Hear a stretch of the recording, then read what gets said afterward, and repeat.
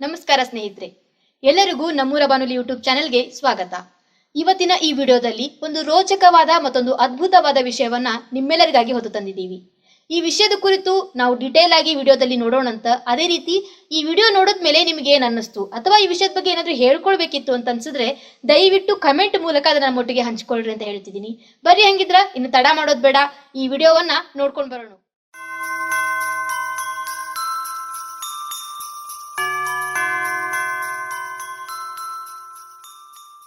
ಎಲ್ಲರಿಗೂ ನಮಸ್ಕಾರ. ನೀವು ಕೇಳ್ತಿದ್ದೀರಾ ನಮ್ಮೂರ ಬಾನುಲಿ 90.8 ಕಮ್ಯುನಿಟಿ ರೇಡಿಯೋ ಸ್ಟೇಷನ್. ನಾನು ನಿಮ್ಮ ಕುಚಿಕು ಚೇತನ್. ಇದೀಗ ನೀವು ಕೇಳಲಿದ್ದೀರಿ ಕ್ರಿಸ್ಮಸ್ ಹಬ್ಬದ ಪ್ರಯುಕ್ತ ಹಿಡಕಲ್ ಡ್ಯಾಮ್ನ ಸಂತ್ ಮಿಕಾಯಲ್ ಚರ್ಚ್ನ ಫಾದರ್ ಆದಂತಹ ಶ್ರೀ ಲೂರ್ದು ಸ್ವಾಮಿ ಅವರಿಂದ ಕ್ರಿಸ್ಮಸ್ ಹಬ್ಬದ ಕುರಿತು ವಿಶೇಷ ಮಾಹಿತಿಯನ್ನ. ಬನ್ನಿ ಹಂಗಾದ್ರ ಅವರು ಏನೆಲ್ಲ ಹೇಳ್ಯಾರ ಅಂತ ಕೇಳ್ಕೊಂಡ್ ಬರ್ನು.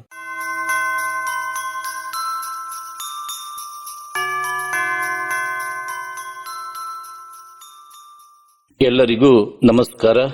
ನಾನು ಫಾದರ್ ಲೂರ್ದು ಸ್ವಾಮಿ, ಸಂತ ಮಿಕಾಯಲರ ದೇವಾಲಯ, ಹಿಡ್ಕಲ್ ಡ್ಯಾಮ್, ಬೆಳಗಾವಿ ಧರ್ಮಕ್ಷೇತ್ರ. ಇಂದು ನಾನು ಈ ಮಹಿಳಾ ಕಲ್ಯಾಣ ಸಂಸ್ಥೆಯ ನಮ್ಮೂರ ಬಾನುಲಿ 90.8 FM ಸಮುದಾಯ ರೇಡಿಯೋ ಕೇಂದ್ರದಲ್ಲಿ ಬಂದು ಕ್ರಿಸ್ತ ಜಯಂತಿಯ ಸಂದೇಶವನ್ನ ಕೊಡಲಿಕ್ಕೆ ನಾನು ತುಂಬಾ ಇಷ್ಟಪಡುತ್ತೇನೆ. ಮೊಟ್ಟ ಮೊದಲಿಗೆ ಈ ಬಾನುಲಿಯ ಕಾರ್ಯಕ್ರಮವನ್ನ ವೀಕ್ಷಿಸುವ ಎಲ್ಲ ಭಕ್ತಾದಿಗಳಿಗೆ ಪ್ರಭು ಯೇಸುವಿನ ಜನ್ಮದಿನದ ಕ್ರಿಸ್ಮಸ್ 2025 ಹಾಗೂ ಬರಲಿರುವ ನೂತನ ವರ್ಷ 2026 ಶುಭಾಶಯವನ್ನು ಕೋರುತ್ತೇನೆ.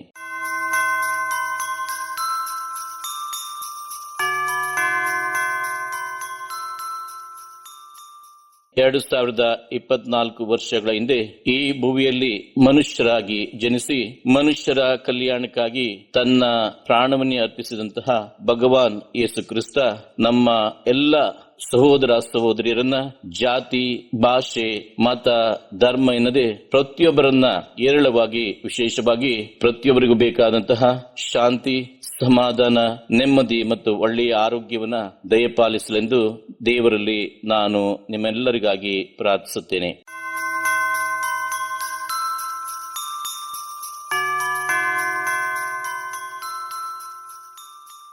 ಬೆತ್ಲೆಹೇಮ್ ಗೋದಲಿಯೋಳು ಮಲಗಿರುವ ಯೇಸುರಾಜರು, ಮೇರಿ ಎಂಬ ಕನ್ಯೆಯಲ್ಲಿಯೇ ಮನುಷ್ಯರಾಗಿ ಜನಿಸಿ ಬಂದರು. ದೇವನೇ ನೀ ಪರಿಶುದ್ಧ ಪರಿಶುದ್ಧ, ದೇವನೇ ನೀ ಶುದ್ಧನು ಶುದ್ಧನು, ದೇವನೇ ನೀ ಪರಿಶುದ್ಧ ಪರಿಶುದ್ಧ, ದೇವನೇ ನೀ ಶುದ್ಧನು ಶುದ್ಧನು, ಶುದ್ಧನಾಗುವಂತೆ ನನ್ನನ್ನು ಶುದ್ಧೀಕರಿಸುವೋ ಯೇಸುವೇ, ಶುದ್ಧನಾಗುವಂತೆ ನನ್ನನ್ನು ಶುದ್ಧೀಕರಿಸುವೋ ಯೇಸುವೇ. ಬೆತ್ಲೆಹೇಮ್ ಗೋದಲಿಯೋಳು ಮಲಗಿರುವ ಯೇಸುರಾಜರು, ಮೇರಿ ಎಂಬ ಕನ್ಯೆಯಲ್ಲಿಯೇ ಮನುಷ್ಯರಾಗಿ ಜನಿಸಿ ಬಂದರು, ಮನುಷ್ಯರಾಗಿ ಜನಿಸಿ ಬಂದರು.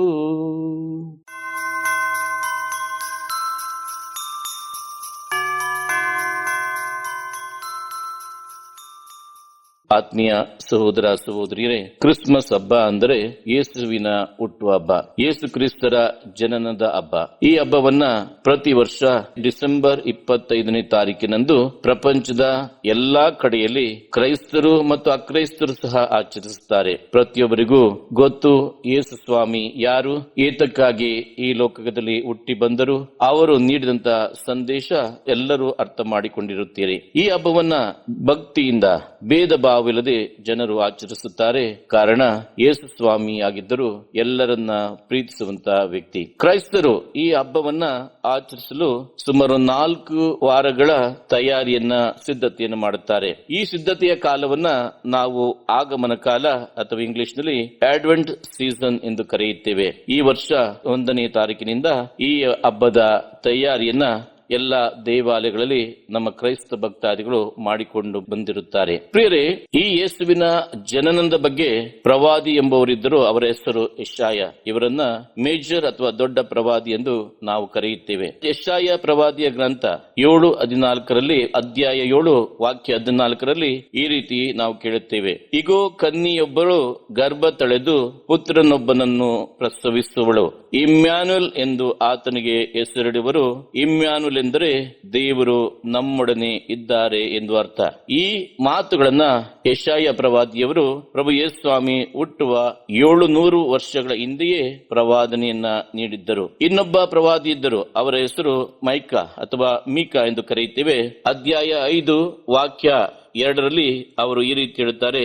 ಎಫ್ರತದ ಬೆತ್ಲೆಹೇಮೆ, ಜುದೆಯದ ಕುಲಗಳಲ್ಲಿ ನೀನು ಅತಿ ಚಿಕ್ಕವಳಾದರೂ ಇಸ್ರಾಯೇಲರನ್ನು ಆಳತಕ್ಕವನು ನಿನ್ನಿಂದಲೇ ಉದಯಿಸುವನು. ಪ್ರಿಯ ಭಕ್ತಾದಿಗಳೇ, ಇದರ ಮೂಲಕ ನಿಮಗೆ ಅರ್ಥವಾಗಬಹುದು ಪ್ರಭು ಯೇಸುವಿನ ಜನನದ ಬಗ್ಗೆ ಈ ಇಬ್ಬರು ಪ್ರವಾದಿಗಳು 100 ವರ್ಷಗಳ ಹಿಂದೆಯೇ ಭವಿಷ್ಯವನ್ನ ನುಡಿದಿದ್ದರು. ಯೇಸು ಸ್ವಾಮಿಯ ಜನನ ಯಾವ ರೀತಿಯಲ್ಲಿ ಆಯಿತೆಂದರೆ, ಅಗಸ್ಟಸ್ ರಾಜನು ಜನಗಣತಿಯನ್ನ ಮಾಡಬೇಕೆಂಬುದಾಗಿ ಆಜ್ಞೆಯನ್ನು ಹೊರಡಿಸುತ್ತಾನೆ. ಗಲಿಲೆಯ ಪ್ರಾಂತ್ಯದ ನಜರೇತ್ ಎಂಬ ಊರಿನಿಂದ ಹೊರಟು ಜುದೆಯದ ಬೆತ್ಲೆಹೇಮಿಗೆ, ದಾವೀದನ ಊರಿಗೆ ಜೋಸೆಫ್ ಮತ್ತು ತುಂಬು ಗರ್ಭಿಣಿಯಾಗಿದ್ದ ಮರಿಯಮ್ಮನವರು ಆ ಊರಿಗೆ ಹೋಗ್ತಾರೆ. ಅವರು ಸಹ ತಮ್ಮ ಹೆಸರನ್ನ ನೋಂದಾಯಿಸಲಿಕ್ಕೆ ಆ ಊರಿಗೆ ಹೋದಾಗ, ಬೆತ್ಲೆಹೇಮ್ ಸಣ್ಣ ಗ್ರಾಮ, ಒಂದು ಜನಗಣತಿ ಇದ್ದ ಕಾರಣ 100 ಜನರು ಆ ಊರಿಗೆ ಬಂದ ಕಾರಣ ಮರಿಯಳಿಗೆ ಪ್ರಸವ ವೇದನೆ ಬಂದಾಗ, ಮಗುವಿಗೆ ಜನ್ಮ ಕೊಡ್ಲಿಕ್ಕೆ ಅವಳಿಗೆ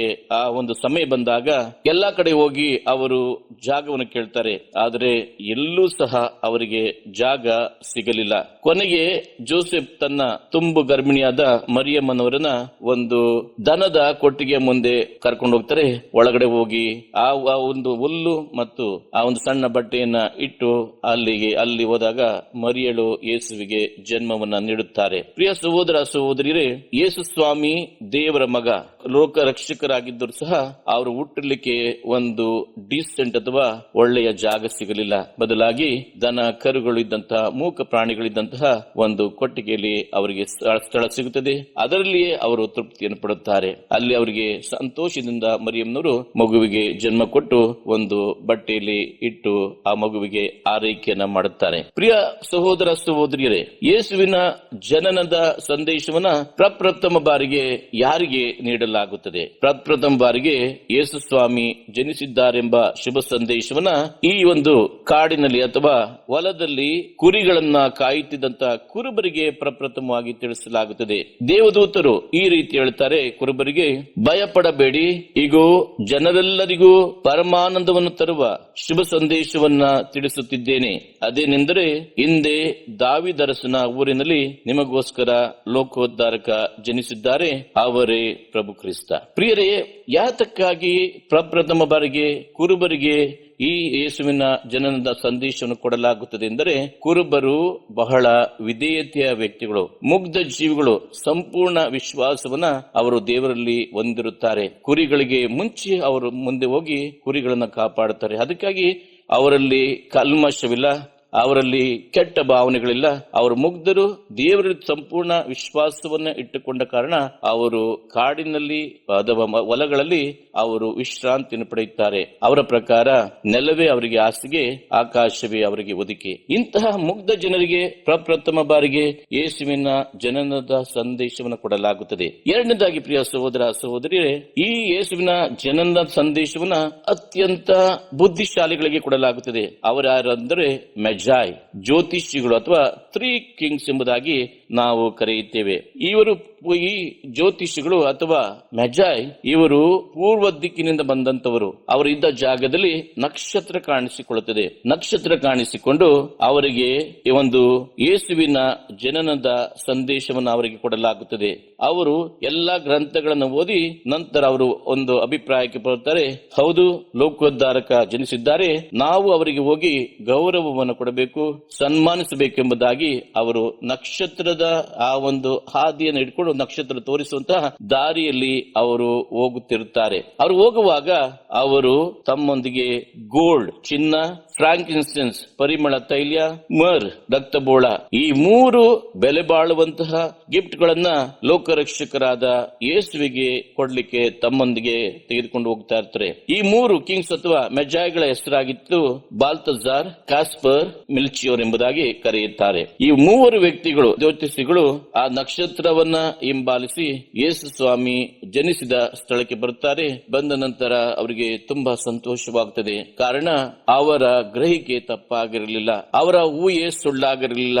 ಲೋಕ ರಕ್ಷಕರು ಆ ಒಂದು ಗೋದಲಿಯಲ್ಲಿ ಮಲಗಿದ್ದರು. ಈ 3 ಕಿಂಗ್ಸ್ ಅಥವಾ ಮೆಜಾಯ್ ಜ್ಯೋತಿಷಿಗಳು ತಾವು ತಂದಂತಹ ಗೋಲ್ಡ್ ಚಿನ್ನವನ್ನ, ತಾವು ತಂದಂತಹ ಫ್ರಾಂಕಿನ್ಸೆನ್ಸ್ ಅನ್ನ, ಪರಿಮಳ ತೈಲವನ್ನ ಮತ್ತೆ ಮರ್ ರಕ್ತಬೋಳವನ್ನ ಪ್ರಭುವಿಗೆ ಪಾದಕಾಲಿ ಕಾಣಿಕೆಯಾಗಿ ಸಮರ್ಪಿಸಿ, ಯೇಸು ಸ್ವಾಮಿ ಒಬ್ಬ ರಾಜರು, ಯೇಸು ಸ್ವಾಮಿ ಒಬ್ಬ ಗುರು, ಯೇಸು ಸ್ವಾಮಿ ಒಬ್ಬ ಪ್ರವಾದಿ ಎಂಬುದನ್ನ ಅವರು ಅರ್ಥ ಮಾಡಿಕೊಳ್ಳುತ್ತಾರೆ. ಹೀಗಿರುವಾಗ ಪ್ರಿಯ ಸಹೋದರ ಸಹೋದರಿಯರೇ, ಕ್ರಿಸ್ತರಿಗೆ ಹಬ್ಬಗಳಲ್ಲಿ ಪ್ರಮುಖ ಹಬ್ಬ ಕ್ರಿಸ್ಮಸ್ ಹಬ್ಬವಾಗಿದೆ. ಈ ಹಬ್ಬವನ್ನ ಕೇವಲ ನಾವು ಬಾಹ್ಯ ಆಡಂಬರದಿಂದ ನಾವು ಆಚರಿಸುವುದಿಲ್ಲ. ನಾವು ನೋಡ್ತೀವಿ, ಇವತ್ತು ಎಲ್ಲಾ ಮನೆಗಳಿಗೆ ಹೋದಾಗ ಮನೆಗಳ ಮುಂದೆ ಶೃಂಗಾರ, ಕ್ರಿಸ್ಮಸ್ ಟ್ರೀ, ಗೋದಲಿ ಮತ್ತು ಲೈಟಿಂಗ್ ಗಳನ್ನ ಹಾಕಿ ಆ ಒಂದು ನಾವು ಕ್ರಿಸ್ತ ಜಯಂತಿಯನ್ನ ಆಚರಿಸುತ್ತೇವೆ ಎಂಬುದನ್ನ ಜನರು ತಮ್ಮ ಈ ಕ್ರಿಯೆ ಮೂಲಕ ಜನರಿಗೆ ತಿಳಿಯಪಡಿಸುತ್ತಾರೆ. ಪ್ರಿಯ ಸಹೋದರ ಸಹೋದರಿಯರೇ, ಬಾಹ್ಯ ಆಚರಣೆ ಅದು ಮುಖ್ಯ, ಆದ್ರೆ ಅದಕ್ಕಿಂತಲೂ ಮುಖ್ಯ ಆಂತರಿಕ ಒಂದು ಬದಲಾವಣೆ. ಆಂತರಿಕವಾಗಿ ಅಂದ್ರೆ ನಾವು ನಮ್ಮ ಅಂತರಂಗದಲ್ಲಿ ಯೇಸುವಿನ ಜನನದ ಬಗ್ಗೆ ನಾವು ಹೆಚ್ಚಿನ ಅರ್ಥವನ್ನು ಮಾಡಿಕೊಳ್ಬೇಕಾಗಿದೆ. ಯೇಸು ಸ್ವಾಮಿ ಏತಕ್ಕಾಗಿ ಹುಟ್ಟಿ ಬಂದರು, ಯೇಸು ಸ್ವಾಮಿ ಮಾಡಿದಂತ ಕ್ರಿಯೆಗಳು, ಯೇಸು ಸ್ವಾಮಿ ನೀಡಿದಂತ ಸಂದೇಶ, ಇವೆಲ್ಲವನ್ನು ನಾವು ಅರ್ಥ ಮಾಡಿಕೊಂಡು ಅದನ್ನು ನಮ್ಮ ಜೀವನದ ಮೂಲಕ ನಾವು ಬಹಿರಂಗಪಡಿಸಿದಾಗ ಆ ಒಂದು ಹಬ್ಬಕ್ಕೆ ಅರ್ಥ ಬರುತ್ತದೆ. Internal change is most important. ಬಾಹ್ಯ ತಯಾರಿಗಿಂತ ಆಂತರಿಕ ಆಧ್ಯಾತ್ಮಿಕ ತಯಾರಿ ಮುಖ್ಯ. ಇವತ್ತು ಪ್ರಿಯ ಸಹೋದರ ಸಹೋದರಿಯರೇ, ಪ್ರಭು ಯೇಸು ಸಾರಿದಂತ ಪ್ರೀತಿ, ಪ್ರಭು ಯೇಸು ಸ್ವಾಮಿ ಸಾರಿದಂತ ಕ್ಷಮೆ, ಪ್ರಭು ಯೇಸು ಸ್ವಾಮಿ ಸಾರಿದಂತ ಸೌಹಾರ್ದತೆ ಅತಿ ಅತಿ ಪ್ರಸ್ತುತ.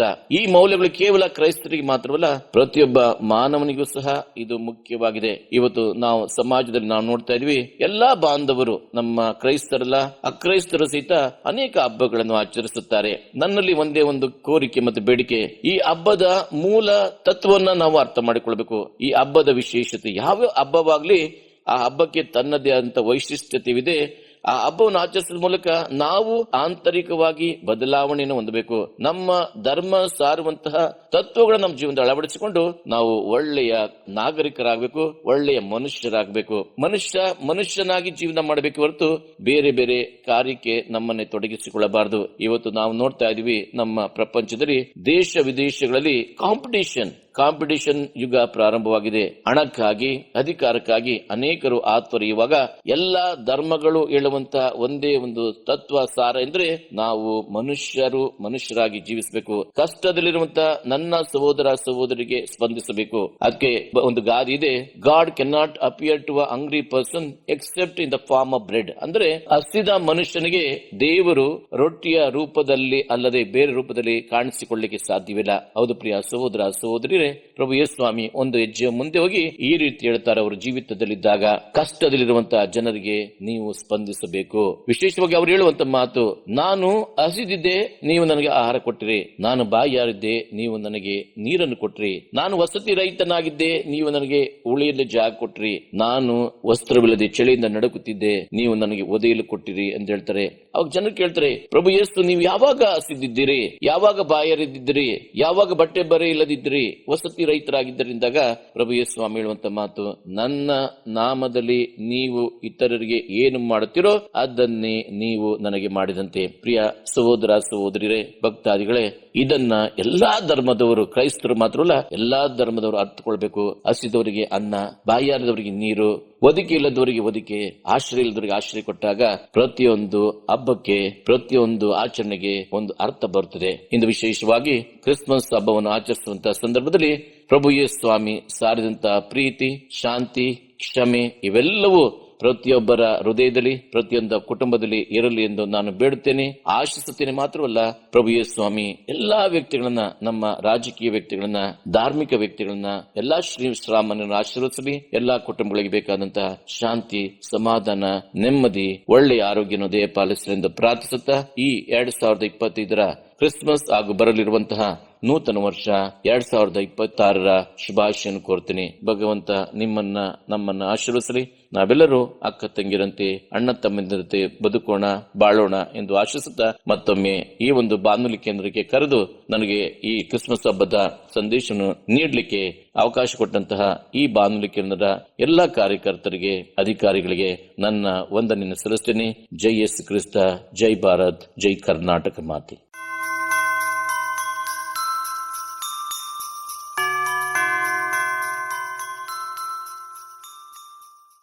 ಇದುವರೆಗೂ ಕೇಳಿದಿರಿ ಕ್ರಿಸ್ಮಸ್ ಹಬ್ಬದ ಪ್ರಯುಕ್ತ ಹಿಡಕಲ್ ಡ್ಯಾಂನ ಸಂತ್ ಮಿಕಾಯಲ್ ಚರ್ಚ್ನ ಫಾದರ್ ಆದಂತಹ ಶ್ರೀ ಲೂರ್ದು ಸ್ವಾಮಿ ಅವರಿಂದ ಕ್ರಿಸ್ಮಸ್ ಹಬ್ಬದ ಕುರಿತು ವಿಶೇಷ ಮಾಹಿತಿಯನ್ನ. ಈ ಕಾರ್ಯಕ್ರಮದ ಕುರಿತಾಗಿ ನಿಮ್ಗೆ ಏನಾದ್ರೂ ಹೇಳೋದಿದ್ರೆ ನಮ್ಮ ನಂಬರ್ 7090908908 ಈ ನಂಬರ್ಗೆ ಟೆಕ್ಸ್ಟ್ ಮಾಡಿ ತಿಳಿಸಬಹುದು ಅಂತ ಹೇಳ್ತಾ ಮತ್ತೊಂದು ಹೊಸ ವಿಷಯದೊಂದಿಗೆ, ಹೊಸ ಮಾಹಿತಿಯೊಂದಿಗೆ ನಿಮ್ಮನ್ನ ಭೇಟಿ ಆಗ್ತೀವಿ. ಅಲ್ಲಿವರೆಗೂ ಕೇಳ್ತಾ ಇರಿ ನಮ್ಮೂರ ಬಾನುಲಿ 90.8 ಕಮ್ಯುನಿಟಿ ರೇಡಿಯೋ ಸ್ಟೇಷನ್. ಚಿಂತೆ ಬಿಡಿ, ಚಿಲ್ ಮಾಡಿ.